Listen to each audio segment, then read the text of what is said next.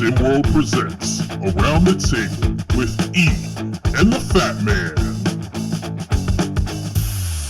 What's up, everybody? It's me, it's the B.O.B., and I'm here with my man, E. How are you doing today? Hey, that's me, and I'm doing good, Bob. I hope you are too. Hope everybody in SimWorld is. I am doing great, except for the fact I'm thirsty right now, and I almost grabbed this bottle of Windex next to me, and I wasn't even thinking, so I think I need a nap. But that would be a tough way to start the show. Well, this is Around the Table with E and the Fat Man. That is E. I'm the Fat Man, and this is the podcast where we talk about whatever we want. And today we're going to continue our little series. We're onto our third region, the Neo region. We're going to look at them. We're going to break them down a little bit, talk about who we like, who we don't like, who needs some help. And I guess E, what are you looking at? What do you think of the Neo region? You want me to? I think the Neo region. I was going to say it's a mess, and look, it's not a mess in a certain point of view. It's not. Like, there's going to be lots of good teams coming out of this. What it's a mess at is analysts like you and me, Bob, trying to figure out who we think is going to come out at the top and the bottom of this one. For me, I look at this whole region, and I don't see anybody necessarily that jumps out to me as like, oh, I'm going to pencil them in to win this thing, or, well, they're going to be at the bottom. I just don't see it that way at all. For you, was there anybody who was more clear-cut or not? I'll go ahead and give some analysis here, but I just wondered, did you see it differently fundamentally? Oh, it's just, this is another one of those regions. I mean, there's a lot of talent in the region, obviously, just like most regions, except the Intercontinental region. There's a lot of talent there. And agree. I think that there's a handful of they have a chance to win the region. I'm not sold on a team in particular yet. Okay. But I do have a new favorite going into it. I do have a new favorite, but I feel like I think that there is a lack of big talent in the Neo region, and I feel like in order for you to be a successful team, you have to have a or multiple bigs who are talented. Scoring guards can only get you so far if you don't have that dominance inside, even whether it's defensively or offensively.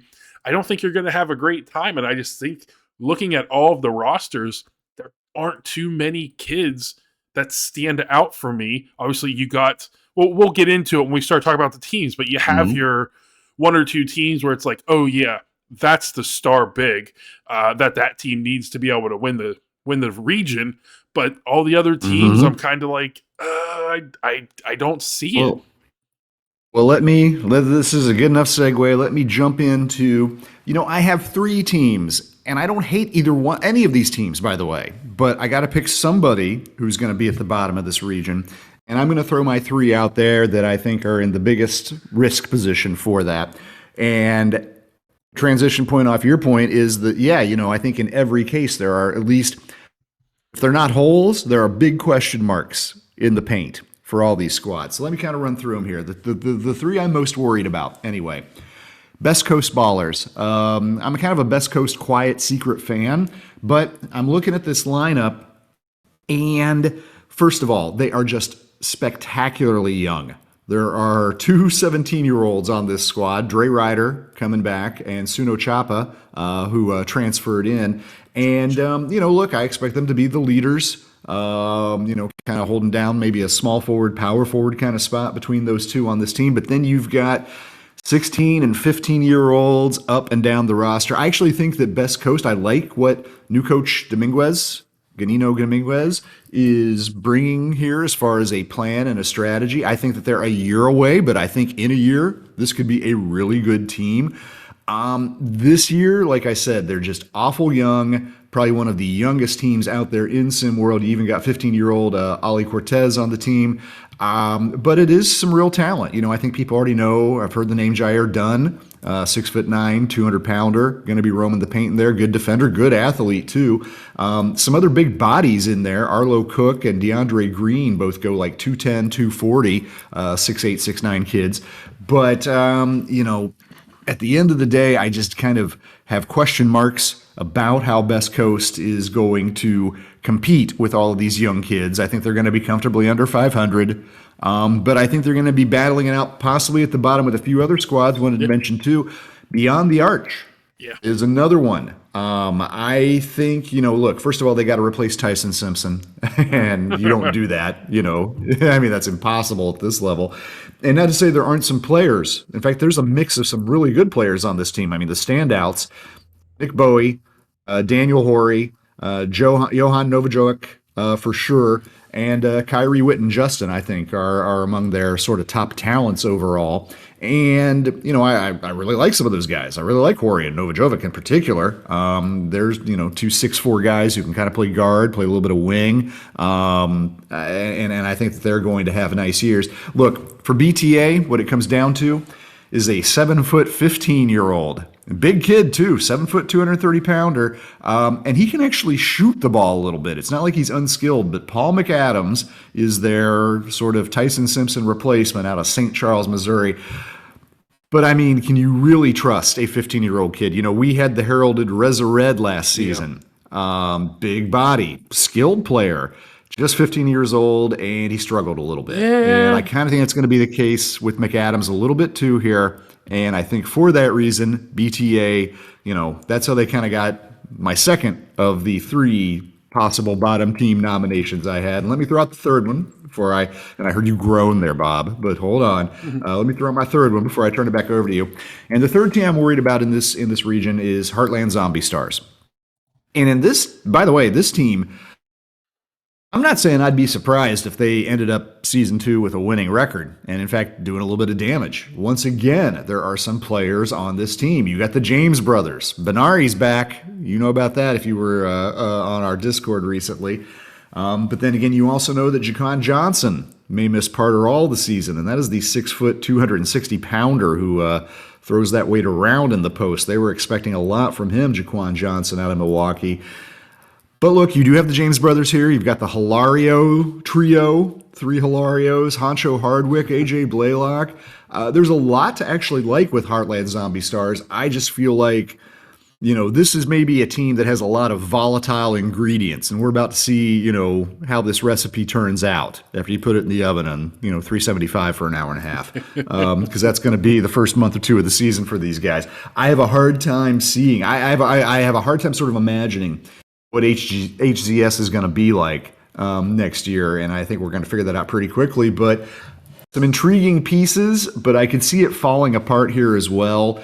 And I'll mention for Heartland, they got 2 upperclassmen. Honcho Hardwick's been around this game. So is Robert McGee, who flashed talent sometimes last year.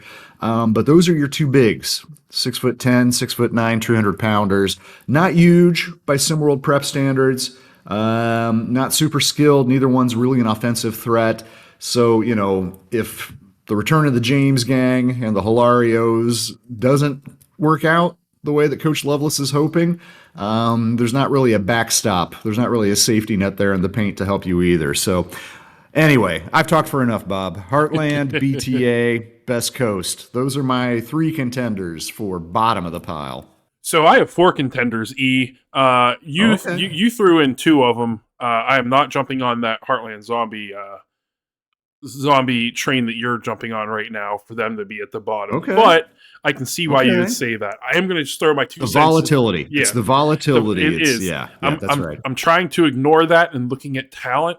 It's hard, though, because you just don't know how long are all of those players going to be readily available for the team. We already see. There's that. We already see with Jaquan Johnson, he's going to miss some time. Is that just the start? Is that the first domino to fall? Hoping with the interview with Barkley James yesterday, hoping that it was truth and that he does stay on the right path because he's an extremely talented player. But I'm not going to talk about Heartland. I'll talk about Heartland later. Not right now. You mentioned Best Coast Ballers. I love Chappa. Yeah. DJ Davis, solid player. Yeah. You mentioned Cook and Ollie. I don't know if all the additions are enough for them. Krause, Heaven Johnson, Tyler Hunt, DeAndre Green, Jair Dune.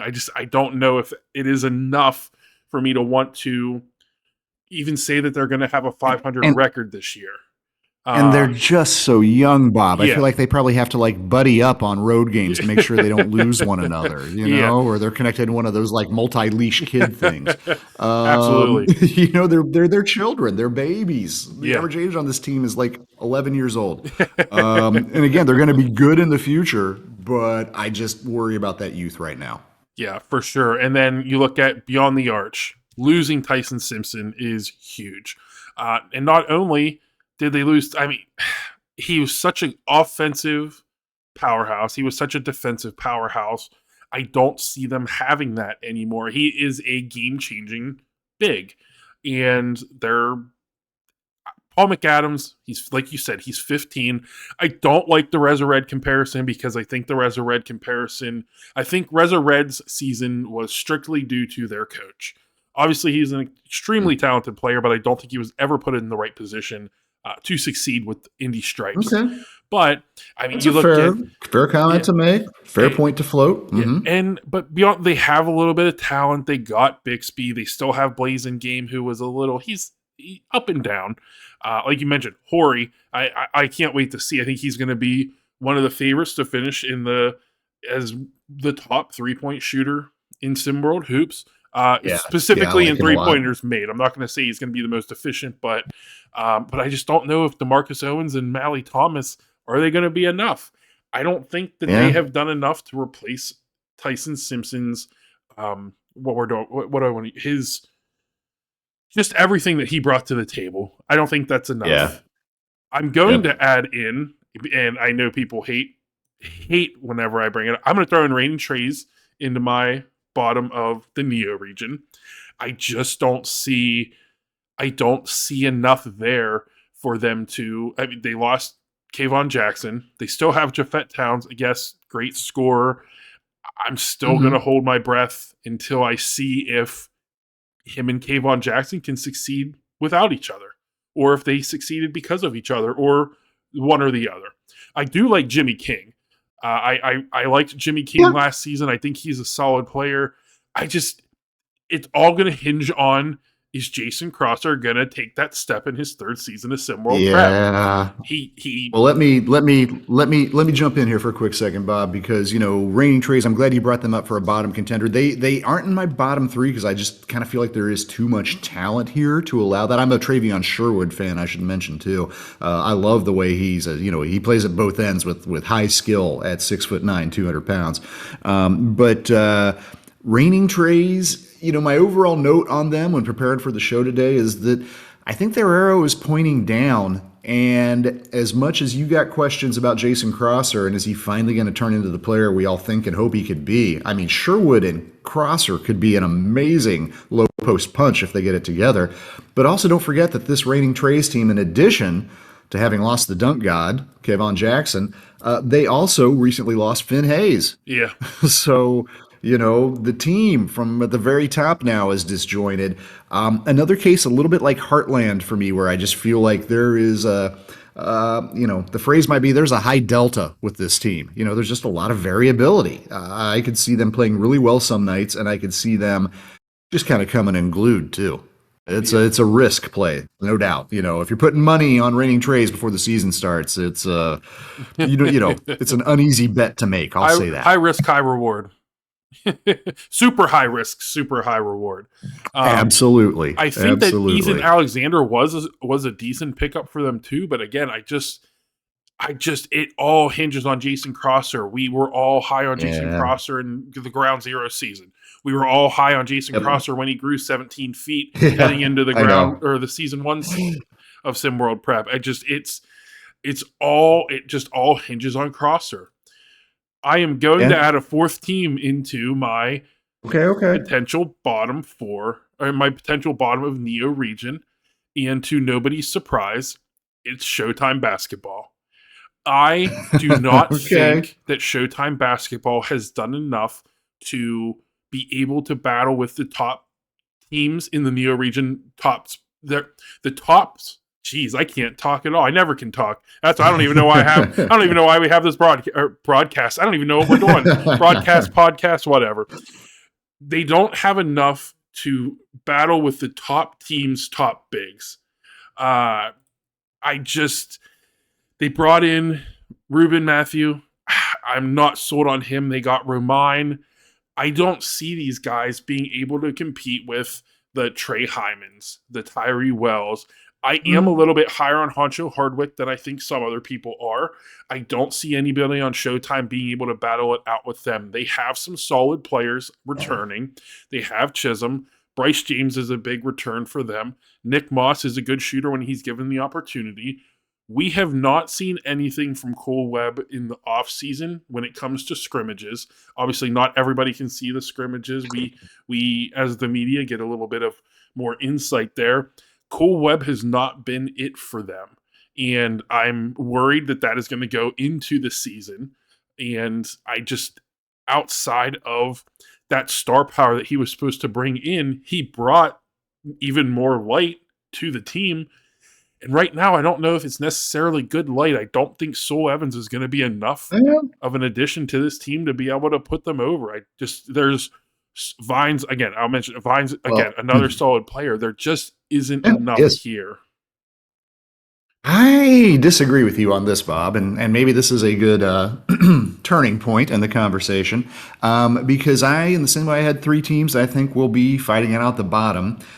I have three teams that I think could be at the top, and one of them in my case is Showtime Basketball. And look, I will say right at the start, this is a kind of weirdly constructed team, but I kind of can see it, and I think I know what Coach Joyner may be trying to go for here. I mean, look at this lineup for Showtime. Nobody is smaller than 6'3" on this lineup, and at the same time, nobody's a true giant. Xavier Ruben Matthew, who I think actually will hold his own in the paint, is 6'8", 240. And then you got Brendan Romine, who's 6'9", 205. But everybody else on this team is 6'5", 205 pounds. Is there's just 12 of them on a 10-man roster somehow. They're all about that size. Jarius Bradley, Mark Chisholm, Sol Evans, Nick Moss, Israel Vines, Cole Webb. There's just kind of these bodies. And here's the thing, Bob. Yeah, they're not huge, but all of these fairly big bodies are athletes as well. The athleticism, the team athleticism overall on Showtime is at a really high level. Some shooters on this squad, too. You haven't talked about Bryce James yet. Bryce is coming back. Bryce, we know, can fill it up. He's going to be the star on this team with his brother having moved on to USC in the college ranks. I think Showtime is going to do some damage. I think while perhaps traditionally constructed, maybe even a little awkwardly constructed, I actually think that awkwardness is going to give other teams problems, more than it's going to be a problem for Showtime themselves, because I think they can just kind of throw waves of these sort of big-bodied athletes at you, and, you're going to see guys like, 6'6", 200-pounder Mark Chisholm, taking on paint rolls on occasion, being thrown at bigger, taller guys sometimes out here in SimWorld. But I think they can kind of handle it, and I think their quickness and athleticism is going to be a problem for other teams. Like I said, some awkwardness, I'll put it that way with Showtime, but I think they're a contender. I think there are two other contenders as well. Let me go ahead and knock them off now, too. Another one, kind of has some parallels to Showtime for me, is the Rocky Mountain Monsters. I think the Monsters are going to be tough. Kind of an unusual team Coach Robinson has put together here. Everybody can kind of handle the rock. It's a good kind of high offensive IQ team that the Monsters are throwing out there. And, they're putting the monster in Rocky Mountain Monsters this year, too. Another huge team goes from basically 6'3" to 7 foot. Well, Bondier Thunda is 6'1". I guess he is the smallest player on the squad at 170 pounds. But good mix of 17-year-olds and 16-year-olds. A lot of returning players like Cam Astro, Lucas Banks, Justin Bell, Zane Davis. And I think Zane Davis is going to be a key for this team because they're going to look to him for outside shooting, keeping defenses honest, stretching them out there. And Zane, who is one of the best shooters in the game, we saw that last year, I think, can do that. I'm interested to see what Devontae Schindler brings to the table for these guys. 7 foot, 230 pounder, good defender out of Idaho. Daquan McDougal returning. I think the Monsters are going to be, like I said, they're an intriguing kind of team. I mean, you've got Cam Astro, 6'6", 200-pounder, who ran a lot of point for this squad last year, and he's also a good interior defender. So, again, they're kind of goofy, I don't know. I've got friends who are boxers who always hate fighting left-handed guys because you're just not used to it. It's like, it's all weird angles and the reverse of what you expect it, because you're normally fighting right-handers all the time. And that's what I see Rocky Mountain as too, is that crafty left-handed puncher, who is just throwing these awkward angle jabs and things at you and you don't know where it's coming from. So Rocky Mountain and Showtime, I think, are going to be contenders, both in spite of and because of their sort of unique roster construction, let's put it that way. And the third team, I think, is going to be fighting it out at the top, and I bet we're going to agree on this one, Bob, is Bay Area. Bay Area, I think, is going to be actually a little bit better than they were last year, and they were pretty good last year. Hymans, both 17 years old, Sean and Trey this time around, going to be anchoring things down low just like they did last year. But some good additions. I like C.J. Rodman on this squad. Heck of an athlete, good defender. A lot of good defenders on this team. Dime Hardaway should get the reins handed to him. He should be the quarterback of this squad, running the point this year. And then a lot of good, handful of good shooters out there too. Jawan Harris, Chicago import, really good shooter. And Drew Wiggins as well, who's a good athlete who can really fill it up from outside. Bay Area, a little bit more traditional roster construction, pretty complete team. If I have to pick one team to be my favorite, I think it's definitely got to be Bay Area here in the Neo region. But I kind of like my Monsters and my Showtime to kind of put people off balance, get them on the wrong foot, and they're gonna headhunt. And I think they're both going to be in this thing by the end of the year. That's how I see the top teams. How do you see it, Bob? I see, for me, this is a top 4, bottom 4 region. I see Rocky Mountain, Cascadia, Heartland Zombie Stars, and Bay Area Breakers all battling it out to win the Neo region. You said that you think the Bay Area is going to be better than last season. I do not. I do think they lost too much. Oh, yeah, I do. I do think they lost too much talent to be better, but they still returned. They lost Ronnie. And I love Ronnie, but Ronnie, Xavier you can Pope, Roy him. Sanderson. There's too much talent. Yeah. Those are 3 starters, three starters on any other team that they just lost. I don't think they did enough to replace them. I don't think that you're going to see Wiggins or Rodman or Ramos being these all-stars this season, which they're not going to be asked to be as long as there's a Trey Hyman there and his brother Sean. Yeah. Knight's going to be a solid player. Hardaway is obviously a solid player. But I don't think that it's so clear-cut anymore. And at some point, we're going to have to stop going based on potential. But that's what we have to do. And I will say we have to go on. I will say I think Drew Wiggins is an important player for Bay Area. They really kind of need him. What he can deliver in terms of being a shooter, but also being an athlete, causing kind of matchup problems in that way. I don't think Bay Area quite has anybody else that brings that to the table like Wiggins does. So I will throw that out there that I think he's the X factor. If he's great, they could be great. If he struggles, they could struggle. Yeah, I see this as a team that is really set up for the future, just because I don't see there being significant good players, but not significant contributions from like Daquan Carter and Armon Green or Jawan Harris. They're just, I do think that we are going to see a little bit of a step back, but it's still a fight for first place in the Neo region, because I do think that Rocky Mountain, they were a team last season that they were good, but it didn't really seem like people wanted to talk about them. They had, and I think it was because they didn't necessarily have that one guy that always stood out. They did have Justin Bell. They had Boobie Walker, Zane Davis, solid player, Daquan McDougal, very solid player. They played as a team and they won as a team. And that's, I would compare them, and I think I compared them last season to the Clippers team from a couple years ago where there was no star. They played their role and they got the job done. And I think that's what Rocky Mountain did. And I think they're going to do that again this season. I think the additions of Thunder, Dink Pate on my all-team name, on my all-team name list. I think they're solid additions. Again, Zane Davis, I'd like to see him unleashed a little bit more this season with his 3-point skills. He can be the Ireland early for this team this year, and they're going to need that. Yep. Absolutely. They definitely are going to need that.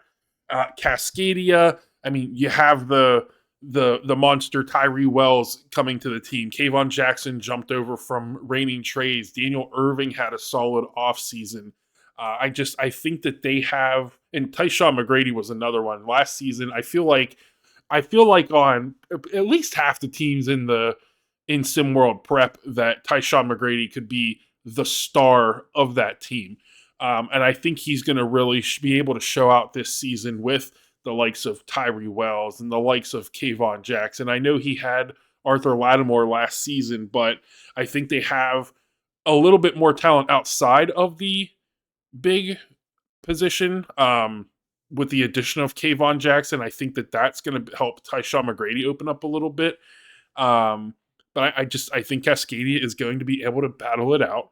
And I do think throwing out all of the mess that could potentially happen, I think Heartland Zombie Stars for me right now, I think if I had to pick a favorite right now to finish in first place, if they can keep out of the media and keep their team together outside of Jaquan Johnson, I think that Heartland Zombie Stars for me is the favorite to win the Neo region right now because Barkley James is an elite scorer. Benari James is an elite scorer. I think Honcho Hardwick, I think he should or could be in talks for top 10 when it comes to bigs in SimWorld Prep. Obviously, he was 16 last season. I think that Coach Skinny is a good coach. I just don't know if he necessarily was beneficial to Honcho. But they also had other talent with Renzo Bryant and Carter Fields, especially down low. Carter Fields is a really good player, and he was going to overshadow Honcho Hardwick no matter what. But I do think right now, when I look at these teams, I can't say there's a clear cut, but if I had to pick one, you put a gun to my head, I'm taking Heartland Zombie Stars as the number one with Bay Area right behind them. But again, I do think that these 4 teams are clearly the best 4 teams, and these 4 teams are clearly not the best 4 teams. And I think that we're going to see that very early on. Okay. Interesting. All right. Well, Heartland Zombie Stars clearly are our point of contention on this review, Bob. My bottom 3, just because the volatility scares me. Yeah. You got them top 2, maybe because the volatility entices you. Who knows? But I live for chaos. Good walkthrough of the Neo, Bob. And I like that we have a little bit of a difference of opinion on this. Yeah, we can't always agree, but we usually do. But sometimes a little disagreement is we get bored of each other if we agreed all the time. Great minds have to disagree from time to time. That's right. Well, E, I appreciate you as always. Is there anything that you want to say to the people before we head off and they can finish their wonderful Sunday? Well, I think before we're back talking to him next time, it's going to be Thanksgiving, Bob. So I hope everybody out there in SimWorld Land has a very good Thanksgiving, very good week. And I know you're getting psyched for December 1st, just like everybody else. And so are we. A great Thanksgiving. Get some good deals on Black Friday if you want to. But if you're not already, if you're listening to this and you've never been to our Discord, discord.gg/SimWorld Hoops. You got SimWorld 4K, Instagram, X, or Twitter, TikTok, Facebook. Follow us everywhere. Hit a like on this whenever you're done listening to it. And as always, we appreciate you guys, and we hope you have a great rest of your weekend. We'll see you soon, folks.